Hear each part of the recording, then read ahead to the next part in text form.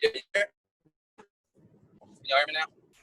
Hey, sorry about that. No, and like I said, one of the things I stress to everybody that I try to come into contact with, or I do come into contact with, is, and I was taught this from the very first day I ever started refereeing by who I consider my mentor.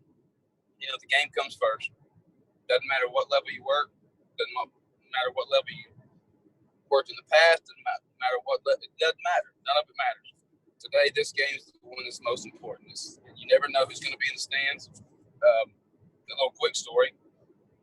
The way I got my break in college basketball was a high school playoff game. Had no idea who was there, but two supervisors were watching.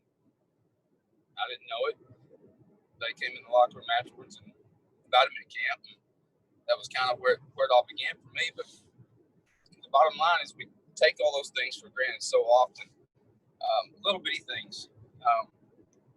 When you got, especially when we're starting off, and to me, you got to keep it consistent throughout, but especially starting off, we got to be courteous to our partners. We got to do what we're supposed to do. If I'm the R, I want to make sure I call and I do what I'm supposed to do, and I get everything set up the way I'm supposed to set it up.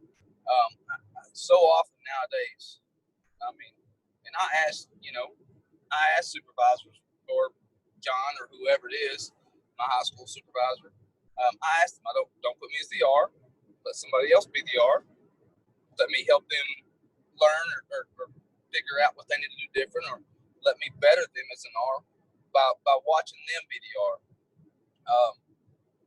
I think that's something that I feel like I'm pretty decent at. Partnering me goes so much further than, patting you on the back if you made a good call, picking you up if you've got a tough call, because I don't care what level you work, Mark. If I remember correct, I may have kicked the first two calls of our game, so it doesn't matter who you are. You're gonna kick them. You're gonna get most of them right, but you're gonna kick some of them. All of us are gonna. So we got to be able to be good enough partners to recognize that we're all equal. We're all on the same team, and we got to have each other's back. And over the last few years, I've noticed that sometimes goes away, and I think that's unfortunate because, when we walk into a gym, we're the only three that give shit about each other. So, they see a striped shirt, they go to yelling, which is also probably the reason I didn't care what you called me, because that was probably the nicest thing I got called that night. But partnering from in-game stuff. Let's talk about in-game stuff. How can I be a better partner in-game? Whether it's me being, if I am the R and I am with two people that I don't know, or I have a partner I don't know, making them feel comfortable, getting them engaged in the pregame, getting them kind of, in their comfort zone. Because me, I'm comfortable wherever. It just is what it is. I've been pretty fortunate that way. I want to make sure that whoever I'm with is just as comfortable. I want whoever I'm with to know I can miss it the same as you can. I can get it right the same as you can. We're all, believe it or not, we're all pretty good referees when we get in the right spot. The only difference in some of us is we've just got a little bit more training than the others, or we've had our break. I referee with a lot of good people that I think are better than me. Just my humble opinion. You got some people in San Antonio that are fantastic referees. I've worked with a lot of them. You've got some people down there that know what they're doing. But my point being, I want everybody to feel comfortable in the game I'm in. I don't want them to worry about, oh my God, I blew a whistle in front of Bill. It's what it is. I'll blow a whistle in front of you. If I see something, I'm going to blow it. So I think a lot of times we also get, when we talk about those things, I think we get a little sidetracked. If me and you're in a game and you've had a tough call, well, I don't have a problem talking to a coach. Hey, you'll be over here in just a sec. By me talking to the coach, I'm not selling you down the river. I've always got your back. But sometimes we have a tough play, or maybe we've had a couple tough plays, and we see a partner over there talking. Don't assume the worst. Okay? Always assume that your partner's got your back, and always assume that they're trying to make that situation better. Me personally, I'm not going to let a coach. I'm not going to let a coach demean you. I'm not going to let a coach. I'm never going to let a coach berate my co-official. Just not. But I also expect, and I'll say this in pre-games, I also expect you to understand if it's a tough play or if it's a tough situation, and the coach, if it's best for the game that I diffuse that coach, I'll diffuse the coach. You just got to know that I'm going to do it the right way. I think a lot of times that's one of the things that we probably get sidetracked on. Hey, that's my play. Don't talk to the coach. That's not always the best way to look at that. I've had several times. Mike Hughes been in a game where coach didn't like my play. Mike had to diffuse the coach. It is what it is. It makes the game better. So we've all got to understand what our roles are within the game and outside the game, especially within the game. We just got to know what our roles are. And we also got to understand that everybody else has got a role. I think a lot of times, too, when you're with somebody, especially veterans, if you're a veteran and you're with a new person, keep them engaged. Be smart enough that if you've got double whistles and let them take plays. Let them, especially if it's their play. Don't be going in front of them and taking their plays from them. Be smart enough to know when to keep them engaged and how to get them engaged. I think that's something that I've seen in the past that maybe some of us, and we get so, we work different levels and our comfort level is a little different. And sometimes we probably look at it from the standpoint of, well, I'll take a little of the heat off of them. I'll take the play. But sometimes you're probably doing more disservice to them than you are helping them. So I think it's figuring that kind of stuff out. You don't do it overnight. You toy with it. But I think in-game partnering is probably as important as anything. Huddling up. We don't realize, especially new versus old, somebody that doesn't know you. When you huddle up, let's say me and you work in a game, and Mike, you doesn't know who we are, and we're huddled up every time out. It just doesn't look good. It doesn't bring off good vibes. Mike's probably wondering, what the hell is Mark and Bill talking about? You know what I mean? So I think it's just being aware of those. It's no different than being aware of game situations within our play calling and things like that. It's the same thing with partnering. We got to be good enough to understand that perception is reality in this business. No matter what you do, perception is reality. So we got to just be aware of that. And is there anything that I've talked about that anybody's got questions about or need me to shed light on so far? Yeah, there are some questions and some of the stuff you touched on, they already answer them. Here's the first question for you. What do you do with the newer or younger official to get them in and keep them in the game when maybe it's their first big game? So you kind of touched on it, but I don't know if you want to say anything else on that. Yeah, when you and I had a game, one of the things I tried to do, because I was with McKinnon, we were with McKinnon, and we both of us know McKinnon for a while, and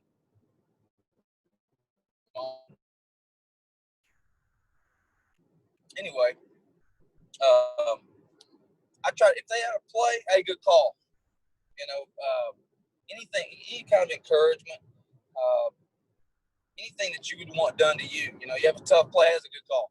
That's a great play. Good get. Whatever, any of those kind of things, I think help. And you don't have to do it every time, but I think it's timely situations like that can help.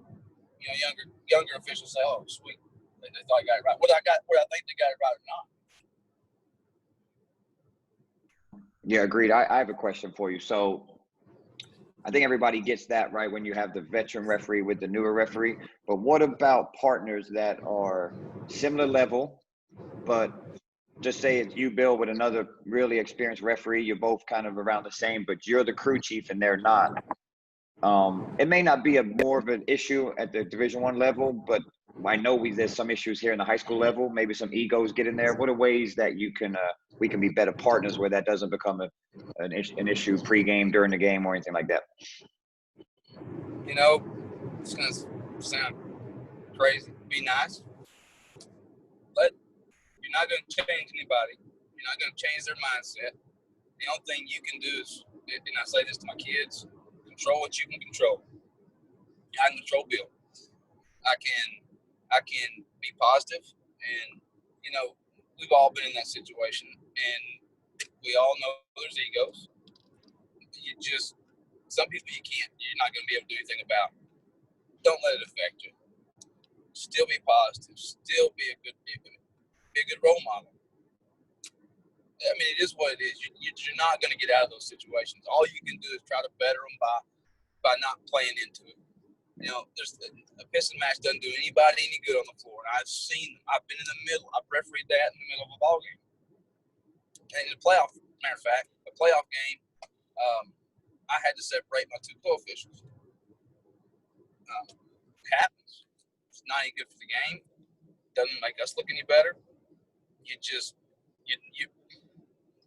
Dad used to say you can't make chicken salad out of chicken shit, and it's just the way it is sometimes. Yep. Add-on question. So let's say you've had a really rough first half. Everybody knows them. Rough first half. You're the crew chief, and you're walking into the locker room. What's going through your mind? One, and then two, what are good ways to kind of come out better in the second half? What kind of good things do you work for you in a halftime discussion?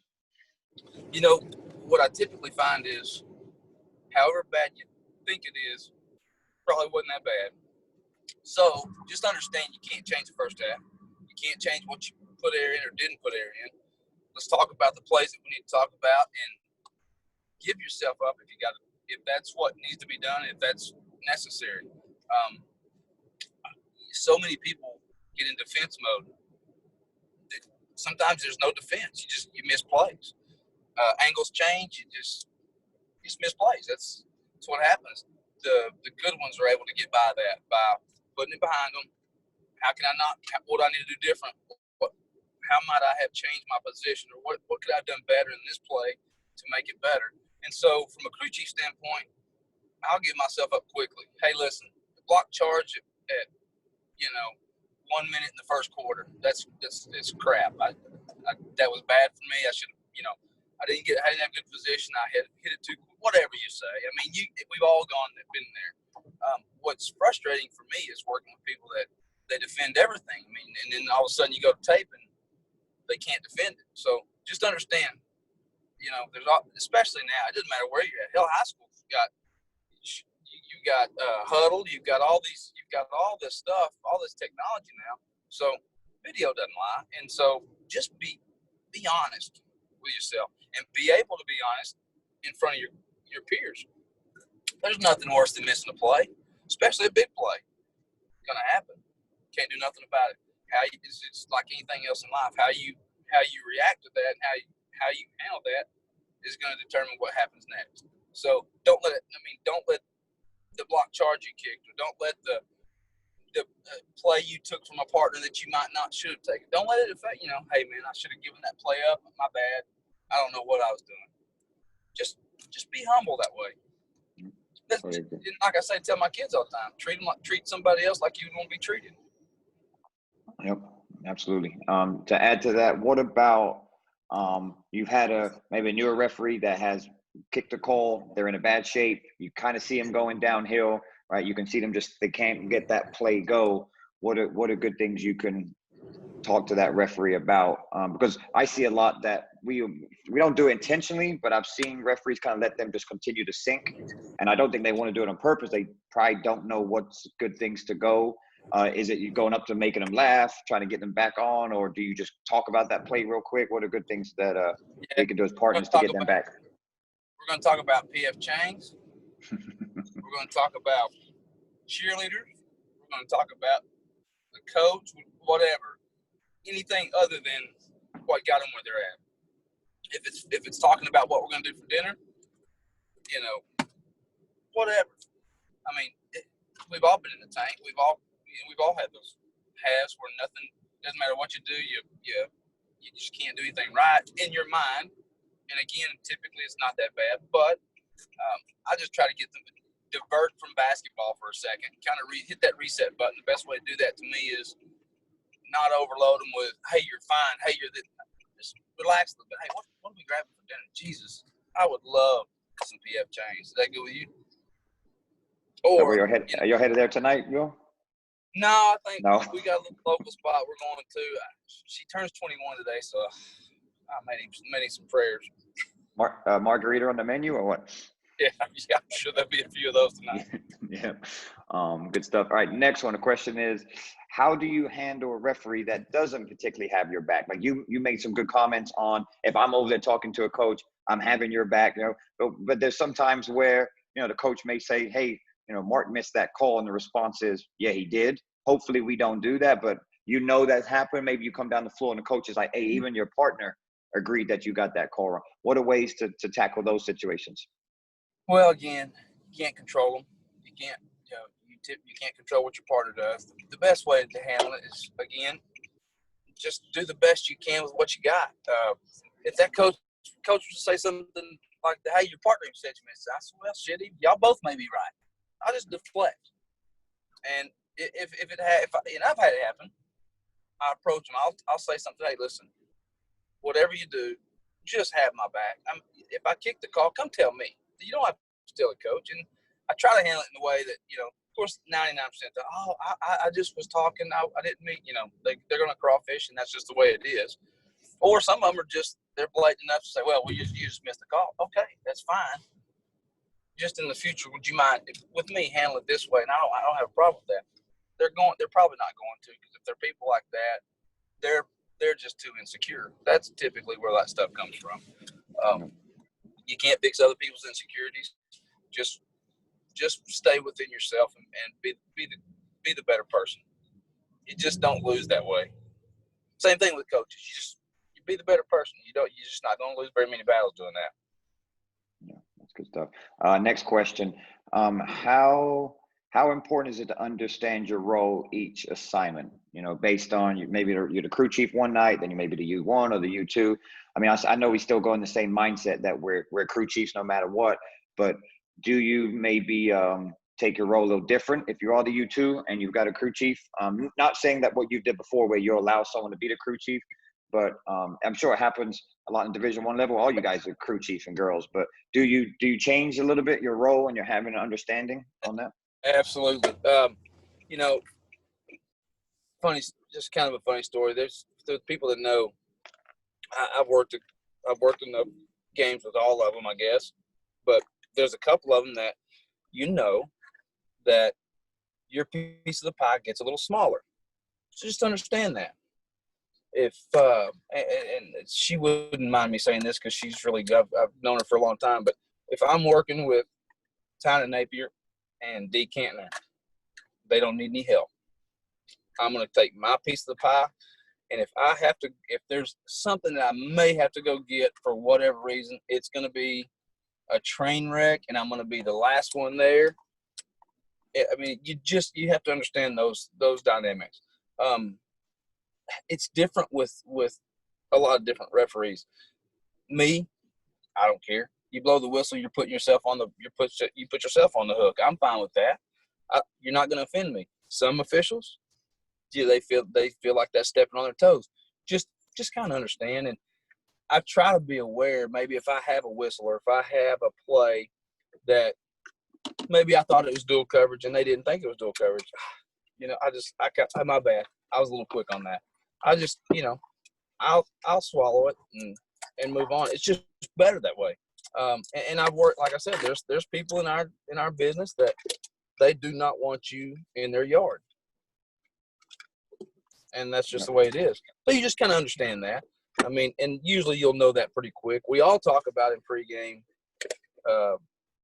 hey, come get it, do this, do that. And we also all know that there's certain people that say that and maybe don't mean it.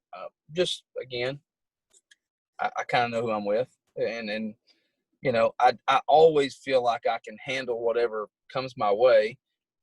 And that's why, like I said, I request not to be the R when I work for John or and they still put me sometimes, which is irrelevant.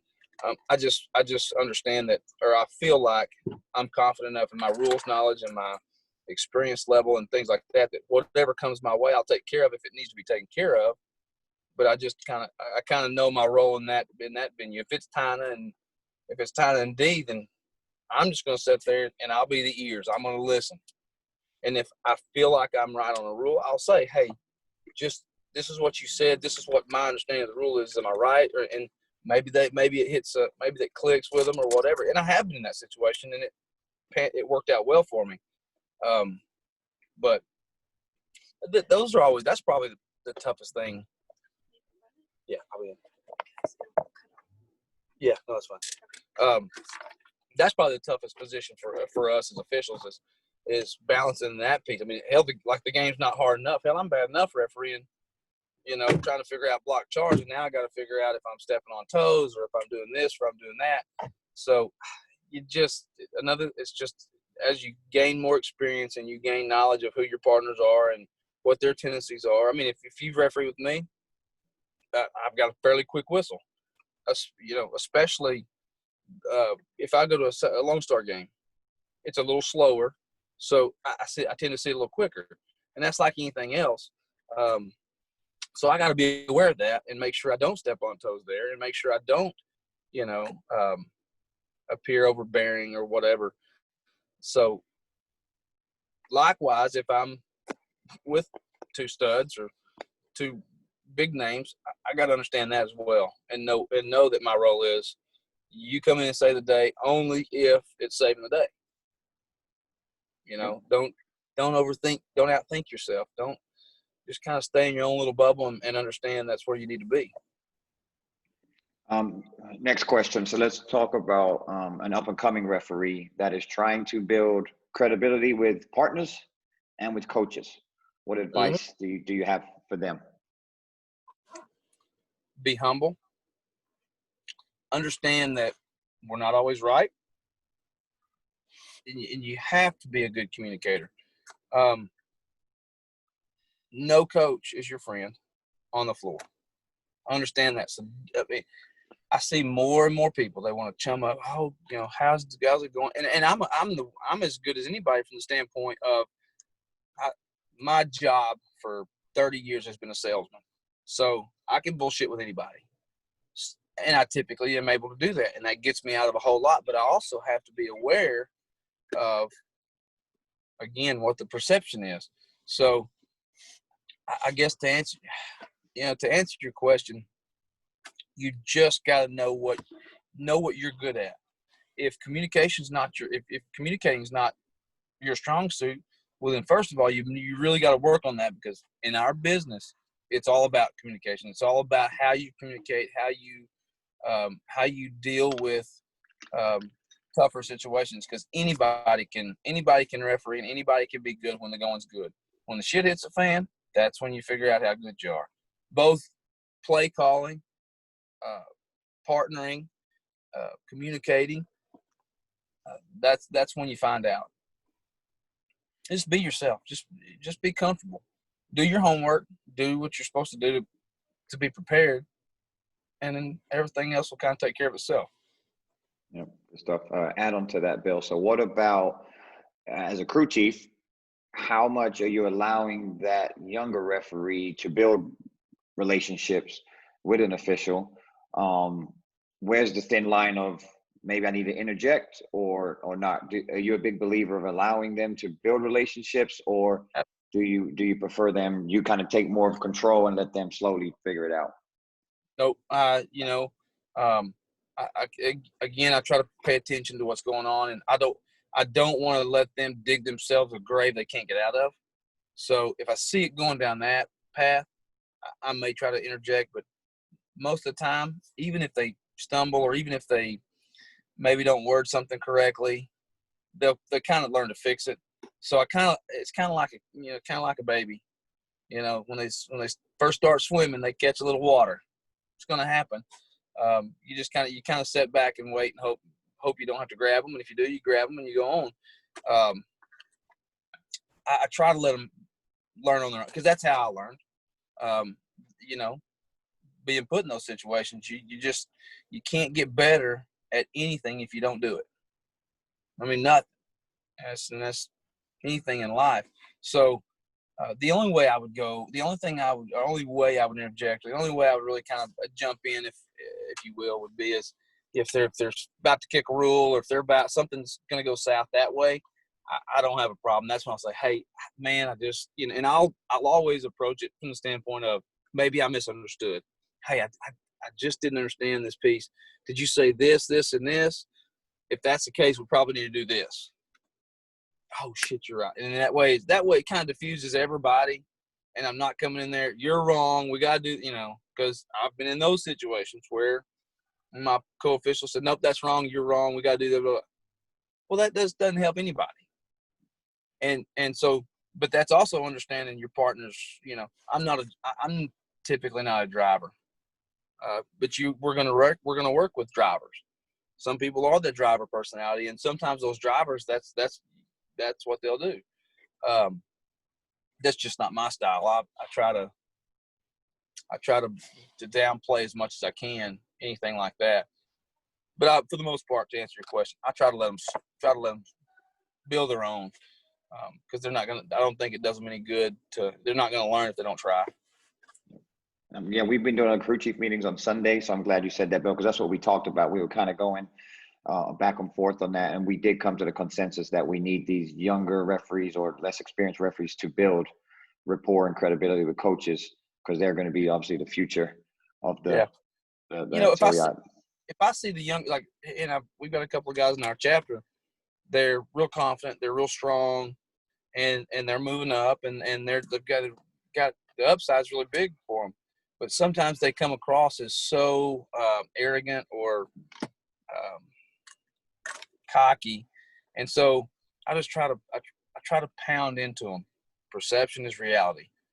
If their perception of you is you're a prick, then you're a prick. It's just the way it is. So you got to figure out how to make, my daughter, the birthday we're fixing to go to, she has RBF, has since she was 2. And I've tried to tell her for years, that's your perception. The people perceive you to be that way. Even though you're a kind-hearted, sweet young lady, you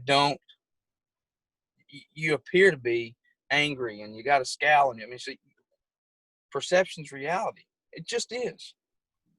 So I would try to direct them that way. Hey, just understand what you look like there.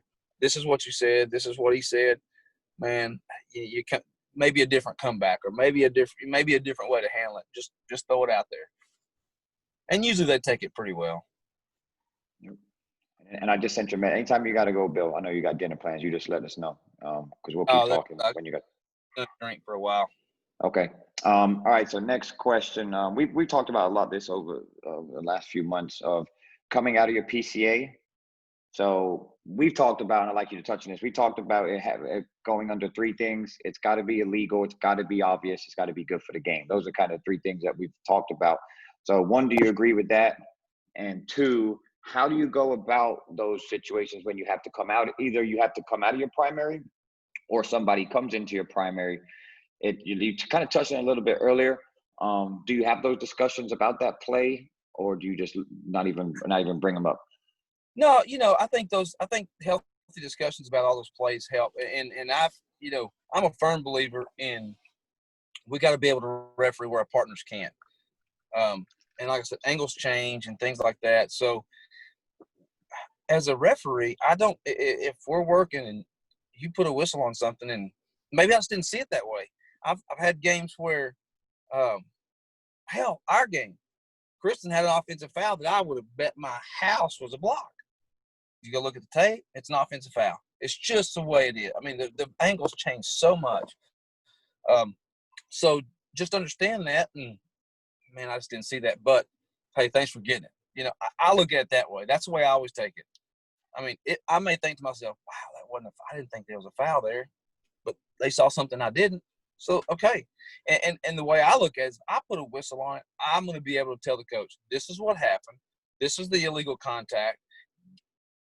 That's what I've got, coach. And I'm not going to say, there's times where I'll say, hey, coach, my partner was stacked. You want him to have a whistle. He can't see that play. No way he can see that play. He's got 2 bodies in front of him, and there's no way he can see it. And so, again, you bounce around those situations, but I don't get hung up on it, and I don't think any of us should. The bottom line is if we get plays right, that's good for the game. We can always talk about, man, what could I wonder if I could have taken a step high. Could I have worked a little harder earlier to get a better look at that? Or, did I not pick up my next competitive matchup? Or, we can hash out what basketball logic we need to figure out how to get the play right or how to get in a better position, because, we can do that all day long. I mean, all of us watch tape, and that's what we're doing when we watch tape. How can we be a little better on each play? You just got to look at those plays that way. Any of those PCA plays, and understand your primary coverage area is know what the word primary is, and understand that definition. I mean, we get so hung up on, well, this is my area. It's not let me tell you, our area is 94 by whatever it is. I forget. It depends on where you're at. So, but we just have to, again, understand who you're with and what your role may be that night. But back to PCA, don't get so hung up on that. Hey, if somebody wants to blow a bunch in that, get after it. If maybe I'm just not seeing, and we'll talk. I may go to him and say, God dang, am I missing? I must be missing. What am I missing? I don't feel good about what I'm doing. And I'll always take the onus. That way they say, well, maybe I should, and most times I say, hey, I probably shouldn't have come and got that one or whatever. But I'll always put it back on me. What did I not do wrong? Or what do I need to change? I don't feel like I'm doing a very good job or whatever. And that way it's never defensive. But they're never going to have to get defensive about it, because you know how human nature is. So that's how I handle most of it. I'll always deflect it to me first, and then work into what, maybe it is the other one. I mean, it's worked for me. I'm not very bright. I just try to stick to what works. Next question. We'll get into coaches for a little bit, but still to do with partnering. All right. So we've talked about this a lot. I'd like your input on this. You have two different personality coaches. As far as one, we talked about the bear and the swan, but one that is very active, wants to talk to you on every play, this and this. And there's another one that just doesn't say a word. It's that coach that if they are talking to you, then you definitely missed the call. They may say one thing to you all game. And I know you've dealt with many coaches on that. First question, how are you dealing with those two types of coaches? And then what are you telling your crew on how we should deal with those situations?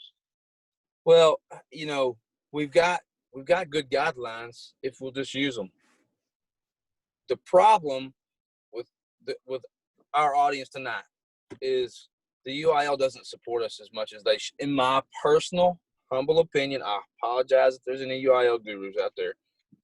I don't think they do a very good job from the standpoint of they allow scratches and they allow this. If they would treat it like the NCAA and just say, hey, the referees are working their butt off. This is who you don't get to scratch. You just go on. I mean, set aside the conflicts.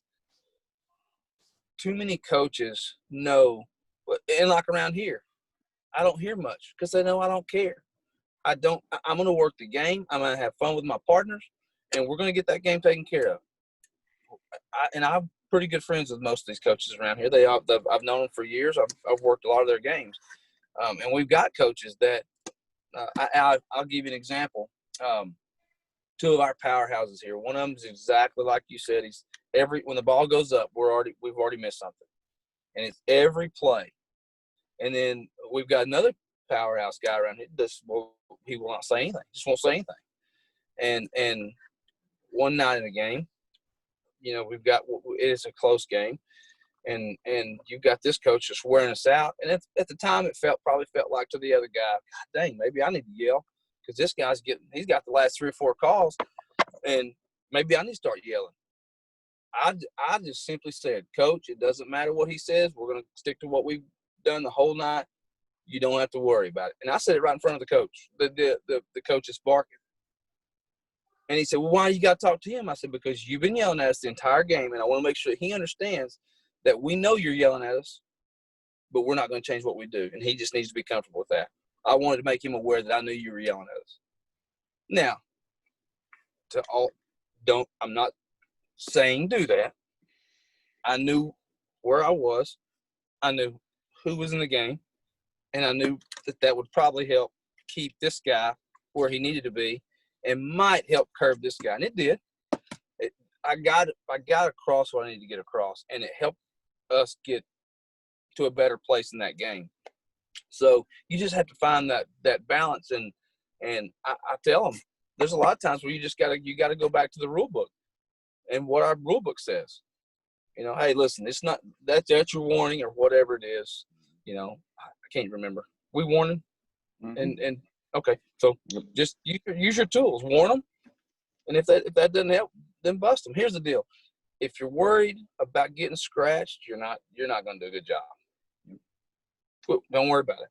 There's a bunch of basketball out there, and I know we go to the good schools and we go to the top programs, and those coaches know they're top programs, and those coaches know they can scratch you. Let them, because I promise you, if you do what you're supposed to do, they'll want you back. I'm glad you said that, because we've touched on that on some meetings about I don't like the scratch list either. Many of us don't like it, but I think it plays a role into how some referees do officiate because they're worried about getting scratched. Absolutely. And I'm glad you said that, coming from your experience. I mean, I hope everybody can hear that, and that message will definitely send out. Add-on question for you, Bill. So on this, let's say you have a lesser experienced referee that's dealing with a coach that is aggressive coach, and you're trying to get them to build that relationship. Okay, when is it it's too much, right? It's just you're over there like, man, this coach is just doing way too much. We've had referees like either interject, immediately go out there and go over and push that referee out and talk to that individual. We've had referees, stick coaches from across the court, or we've had referees even yell across like, hey, that's too much. You got to take care of that coach. What are ways to handle that situation that you had that worked for you, probably more at the high school level, where the coach is doing too much with your partner? How are ways you can handle that to hopefully diffuse it? You've given them an opportunity, and they're just not really taking care of business over there. Man, that's the hardest, because again, if we put the game first, then there's going to be times where we got to do. If I feel like it's okay, geez, we've got to cut this out. Then I'm hoping that if we can get the ball put in play or whatever, and I can get them to where they turn their attention at all, then I can do something. And I say, hey, you turned your back. I didn't know if you saw him. He waved you up, whatever. I try to find those situations. But I've been in situations where, the coach ends up on the floor and my partner's not doing anything. And that's when I just say, hey, but I'd try to do it where, like, I'll walk across and they'll see me coming and I'll bust them after I get over there, and I'll get them back in their box. And I just, it's a hard lesson to learn, but I try to do it from a perspective of, hey, listen, you don't realize it, but he's on the floor. He's waving at you. He's yelling at you, and he cursed. That's too much. Because now you're allowing it to, now he thinks he can do it to me. He thinks he can do it to her. He thinks he can. So those are tough ones, because sometimes we do have to jump out of that comfort zone, and it's never fun, because it's probably not gonna go well with the official. But bottom line is we got to take care of business, and those coaches know.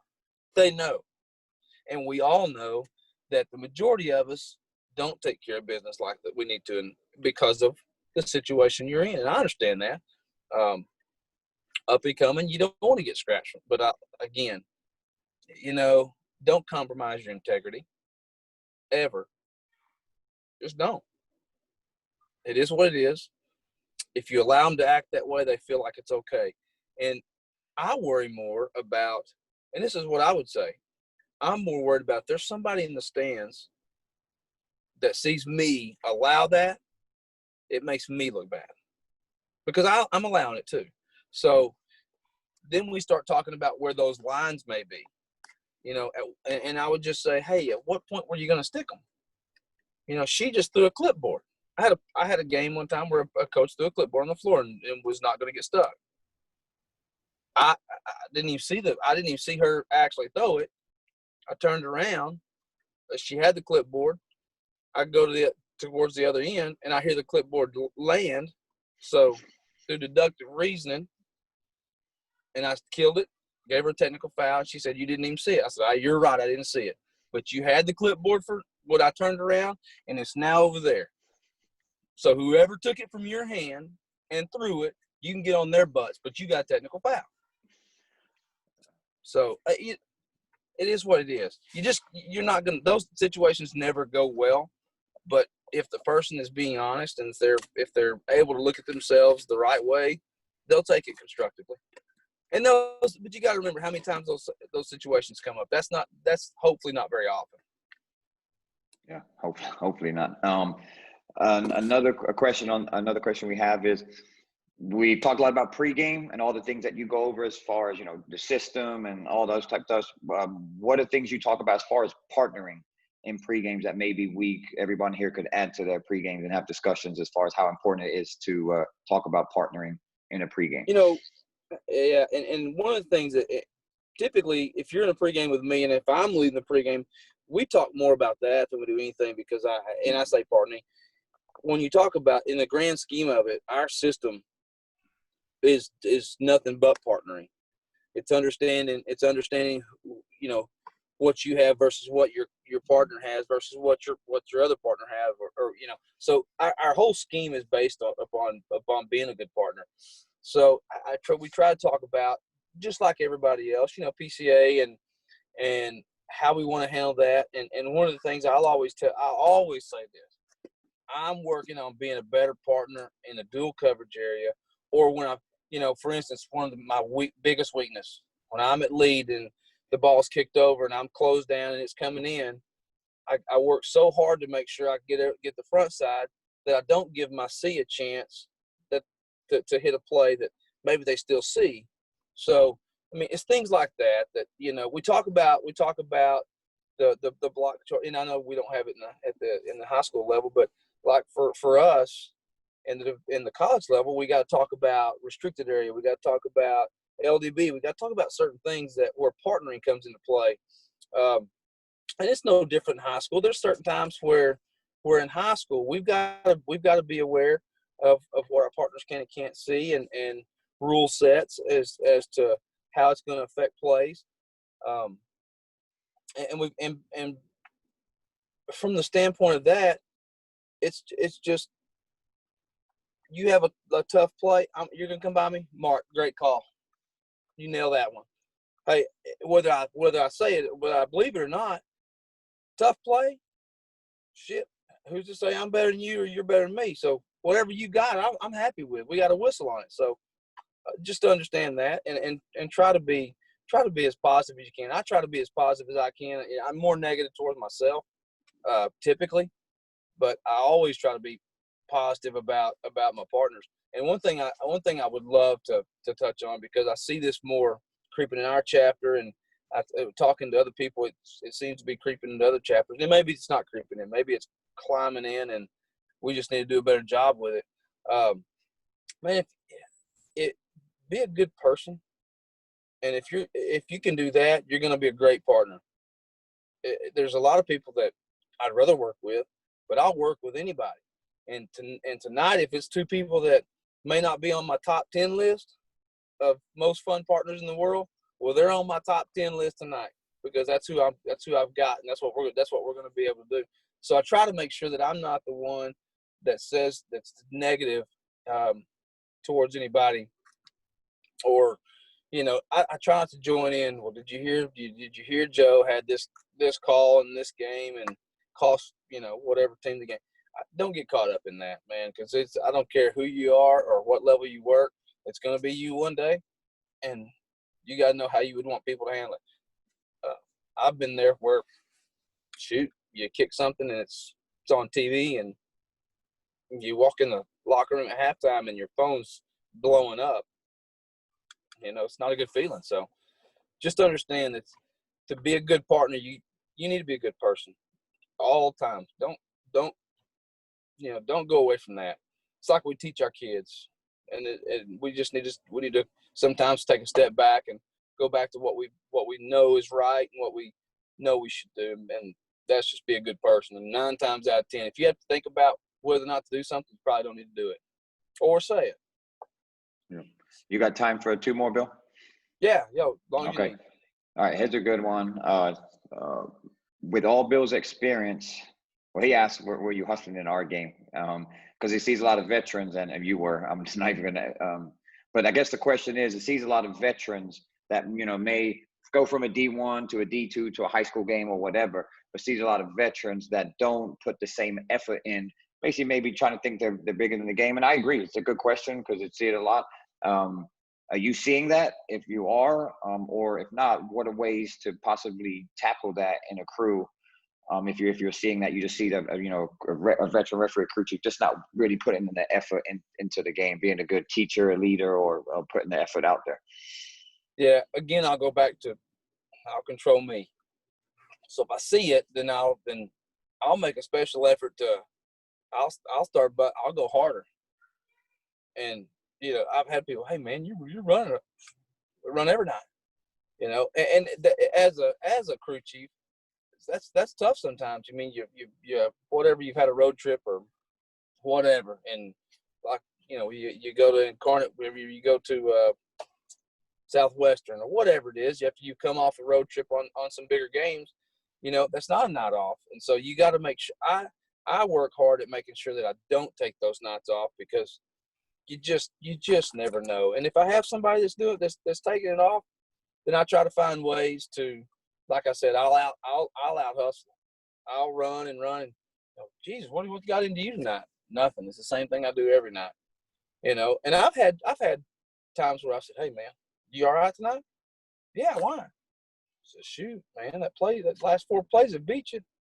I didn't know if you lost a step. Shoot, I figured I didn't get the walker at. So I start joking with them about me, and they get the point. I mean, you can do it the right way. I think a lot of times some it's just the way we handle those interactions that probably hurt us or maybe go south, if you will.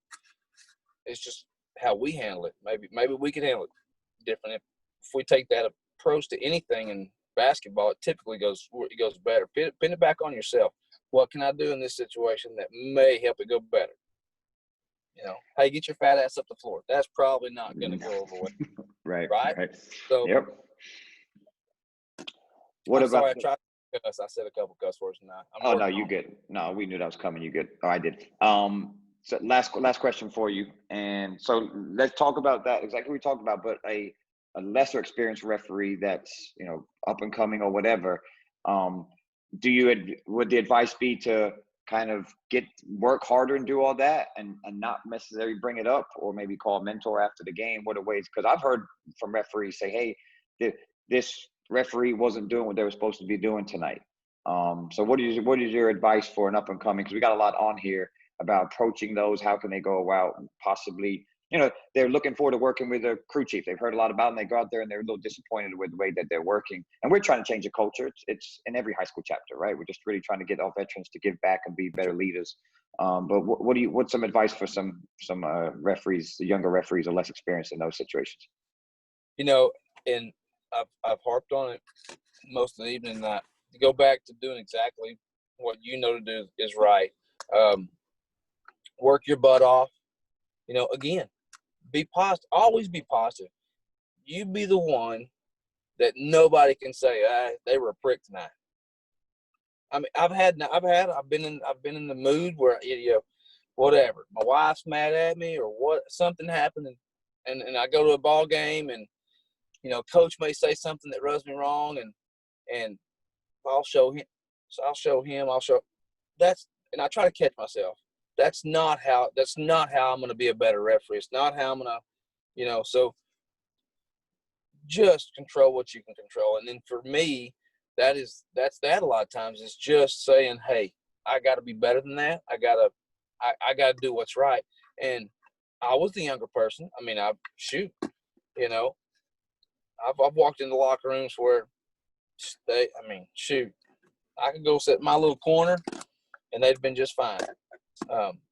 But everybody that's worked typically, and I hope this stays true, most everybody that's worked with me enjoys it because I try to stay upbeat. I try to stay positive. And so maybe I bring out something better in them. Sometimes it's just not going to happen that way. And sometimes you're not going to be able to affect positively or negatively whoever you're with. Most everybody can be affected negatively, but just try to be a positive. Be positive to whoever it is. Be a positive influence. Be a positive role model. And you know what? One of the biggest lessons I learned was I was probably that crew chief before, from the standpoint of whatever, had a bad day, tough trip, whatever, and maybe I wasn't handling it the way I should have been. And I see this second or third year referee working her tail off or his tail off, and hustling and doing it the right way. And I'm like, shit, man, I'm sitting out here being lazy. I got better. So hopefully, you being positive or you being a good example will rub off. Outside of that, being able, approaching them, or you kind of got to know your partners and know what you can and can't do. Is what I would say. I mean, there's some people around here. I just know what I'm going to get that night. So I'm going to be the bubbly, happy guy. We're going to laugh. We're going to cut up as much as we can and still do a good job. But, maybe I'll rub off on that person. Yeah, good stuff. A lot of nuggets of knowledge for an hour. Bill, thank you. I know you got to get inside and spend time with I'm not ready for my daughter to turn 21. She's only 7. Sorry to add that too. But enjoy your dinner. Enjoy a margarita with her. We appreciate you. Thanks for spending time. If you want to close on anything for everybody, we'll stay on and chat a little bit while you're gone, but we really do appreciate the time. No, hey, appreciate y'all letting me talk. Again, there's a bunch of you that I know down there, and I really appreciate giving back or being able to give back. And hopefully I get to work down there with some of you. And if I do, just know I'll probably kick the first one. We'll laugh about it and we'll go on. Yep. Thanks, Bill. I appreciate your time, my man. Enjoy your evening, okay? Y'all take care. All right. Thanks, Bill. Bye-bye.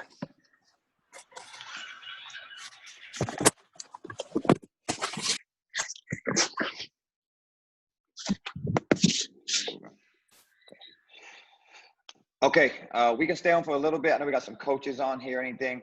What I wanted to add one thing. A lot of things hit home for me, but one thing I'm really going to take is what I really like what Bill said is when we've had a bad first half or a bad game and you're making that walk into the locker room and we're thinking the worst. I like what he said was it's not as bad as you think it is. And I don't go into a locker room. I'm like, oh my God, this is bad. We've done this. Our anxiety gets really high. And we're like, okay, how are we going to handle the situation? And then it ends up not helping the situation in the locker room because you're immediately at the negative. So that's something I'm really going to use going into a locker room, just thinking like, okay, we may have had a bad first half, but it's not as bad as probably we think it is. I think if we go in with that mindset, that can help us get better in the second half or have a good post game. And then we've always heard about giving ourselves up. That's always something that can start a good conversation. Bill, again, I worked one game with him. He's by far one of the most positive referees I've ever worked with. I was going to ask him a question, but I want to let him go, and maybe we can open it up to the group, is how important do we think it is of you being a referee that someone likes? And it's a really simple question, but do you go into a game and you leave hoping, I'm not talking coaches, because I think we as a chapter, and coaches, you can add to this, is that due to the scratch list, we worry too much about the coaches liking us, so we get a playoff game, or we don't get a scratch list, or we get on a preferred list, or whatever, or they call Marvin, hey, I liked this certain referee because I liked them. When we definitely need to get away from that. Do we take that same mindset with our crew? Do we say, okay, I want to leave this game, hoping that I'm a partner that somebody wants to work with? I mean, anybody, I can open up to the group, but do we think that? I'm sure we all say, oh, I would think I was somebody that I would want to work with. But do we do the game first and then our crew and us last? We've talked about a lot over the last few months about the kids come first, the game comes first, then the crew, then us. But I'll open up to the group. Just anybody can talk about that. Coaches would love to hear from you guys as well, as far as how we are as a chapter as partnering, how you think we could be better or things that we do well. But open up to the group. We'll talk for maybe 15, 20 minutes, see where we go.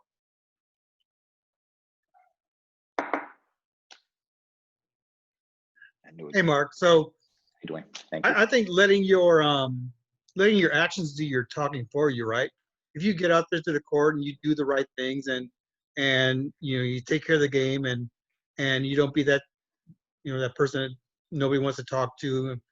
I mean, you don't have to try to be somebody's friend, so to speak, but let your actions do the talking. You're always doing the right thing. I think that will reflect more on trying to become somebody's friend and persuading one way or the other. You know what I mean?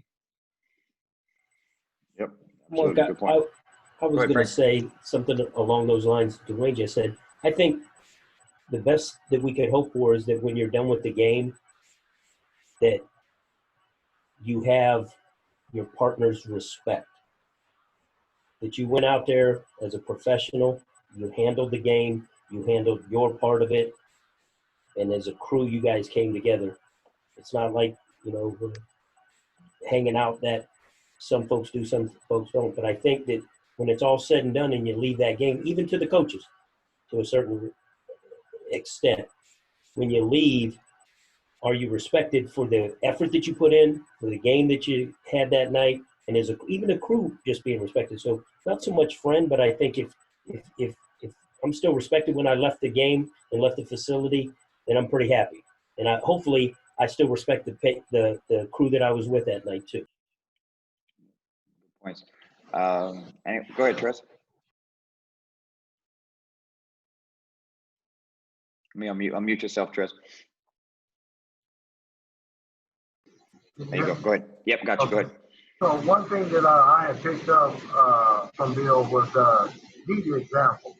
I wrote that down, and that's going to actually be something that I'm going to put in my back pocket. But basically, being respectable, knowledgeable, and professional all at the same time really would earn you credibility on the court, whether it's with your partners, your coaches, and etc. So if you kind of use those three things and also be the example, that'll take you a long way. Yep, agreed. Thanks, Tris. Anyone else?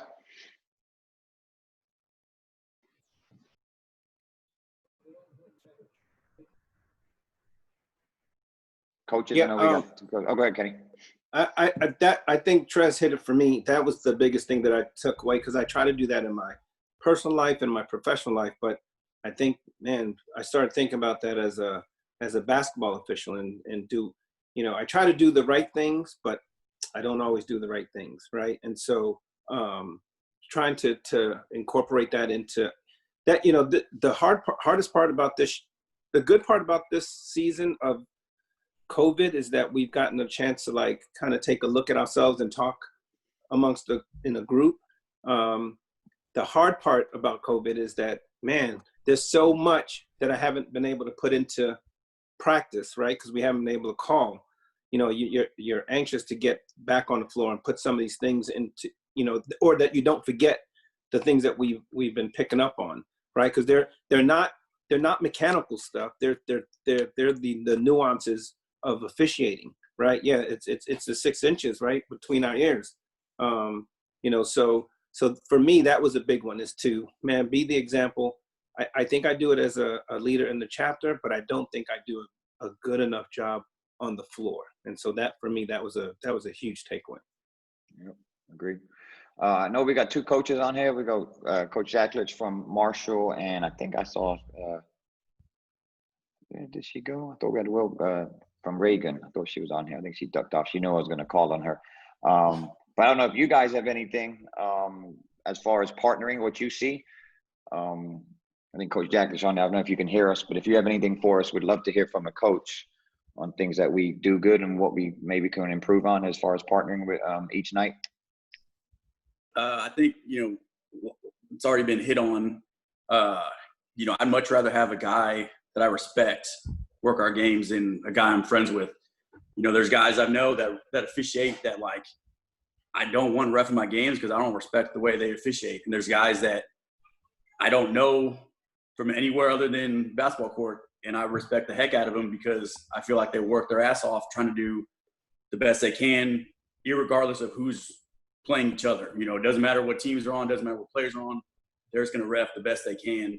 And those are the guys I want. You know, they're willing to listen to you, and they're willing to talk to you. They're willing to talk to the kids, and they're just feel like they're in it for the game. And they're, like you said, they're everything they do, they stand behind their calls, and they'll give you an explanation when they can, but it's what's best for the game. And that to me is all you want.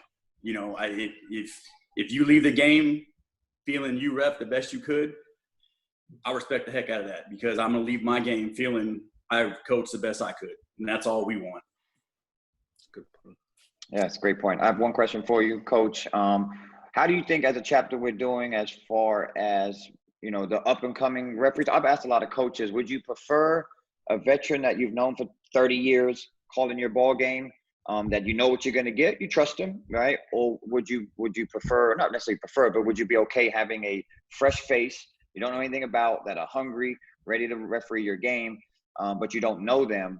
So my question is, do you think we've done a good job of you seeing new faces, or are you seeing the same person, same referees every night? Or which one do you prefer? Do you like a balance of both? You got some referees you trust and you know, and then you also see some other faces that you don't know that you want to build a relationship with as well? I definitely think y'all are doing a great job. There's a lot of young officials that you know we see coming up. I've kind of a little bit different. I've been, even though I'm a little bit younger, at least I think I'm a little bit younger. I've been around, you know, a real long time, watching my dad coach and stuff, and so I know a lot of the older guys that have been, you know, doing it for a long time. But seeing some of these younger guys, you know, I have no problem as long as they're, you know, working their butt off. You know, we see some guys on a JV game, and I'll see them the next night at our game. And, you know, I think that's awesome. And I think you guys do a good job, you know, having what I would consider, you know, a good, solid official with a new younger guy to kind of help balance it out. And what I notice is seeing, you know, you guys kind of talk to each other during halftime, or, you know, going in, or during breaks and stuff like that. And I feel like that experience that younger guy gets is more important than anything else. Like, just like anything else, the only way you get experience is to get experience. And so I think that's a great way to do it. You know, I have no problem seeing, you know, new faces all the time, because, you know, it's a different perspective, and it helps you become a better coach, having different eyes and explanations, and, you know, telling you, you know, what they see and what they think. Appreciate it. This is an off-topic question, but I have you on here, and I wanted to ask you. I respect you as a coach. Do you prefer, and we talked about this on a Zoom meeting, and it was an interesting conversation, do you prefer hearing from referees rule book terminologies or basketball language? I guess it would depend. You know, I think sometimes they can get a little too, it can be a little too rule bookish, you know, and in the moment you just kind of want the quick answer of, you know, whatever the explanation is. But, you know, whatever works. You know, if you throw something at me that's a rule book terminology that I don't understand or comprehend right then that to me is a red flag. That's something I need to be able to go pick up on, and it helps me become, you know, more understanding of, you know, the rule book and what things I need to, you know, bone up on and make sure I understand. Okay. Yeah, just we went back and forth with that, but from what I heard, coaches would prefer mostly to hear basketball language. They're okay with, like you said, certain rules that they can quote on certain plays, but they do get frustrated. Referees constantly just citing the rule book. It's like, coach, go check out page 96, article 4.3. I mean, it's not that, but you know what I'm saying? It's just like, man, just give me the answer that I need, right? That makes basketball sense. I know you guys are in your rule books, but you're not in the rule books like we are. So I think we need to do a better job of finding a balance between, you know, some that we can quote a rule, like they weren't in legal guarding position, coach, you know, something along that. You know, your guy went A to B on verticality, well, didn't stay within his plane, things like that. But at some point, it's just, you know, coach, he was not there. He wasn't there. We're gonna move on, right? Instead of you getting into something so technical. So I wanted to hear from you. That's kind of what we're hearing. So I wanted to touch base on that. Any other questions for coach, or anything we want to touch on, or we can end it here if not, if anybody's got something. I enjoyed this one. I did enjoy partnering. I think it's something as an entire chapter we need to be more aware of. For one, we need to understand the way that we speak and our body language. You didn't get into body language tonight, but that's another thing. On body language can be really bad on plays and calls, right? When so your partner makes a bad call, and Reggie always jokes about the fingertips or the eyes up in the stands, things like that. Just little things that we can be better. I think it's real simple. It comes back to being a good person. Just like it's that simple, right? That's what Bill said. Just be a good person, be highly professional and positive within our crew. It makes the game comes first, crew second, us last. If we keep that mentality and just be really good people, I think they can definitely help. I agree with Kenny. I wish we can get back on the floor soon, but these Zoom meetings have been invaluable as far as things that we can bring into our game. I will record it. I mean, it's been recorded and I'll throw it up on our YouTube stuff. I appreciate you guys jumping on and engaging and having great questions for Bill. So without you guys, obviously we wouldn't have this dialogue. So as always, thank you and take care, stay safe. It looks like things are diving down. There's going to be a season. I don't care. I'm staying that positive. There's going to be a basketball season this year. So make sure you stay ready. A lot of y'all ain't staying ready. You may be ready in your rule books and all that, but we need to get out there and start running and looking really good when we get back, all right? Because coaches going to be like, what happened, all right? And same to coaches. I know there's some coaches out there that are putting some pressure on other coaches to stay in shape. So things are slowing down, which is great. I'm excited for the season to start, and we'll see you guys soon, and take care.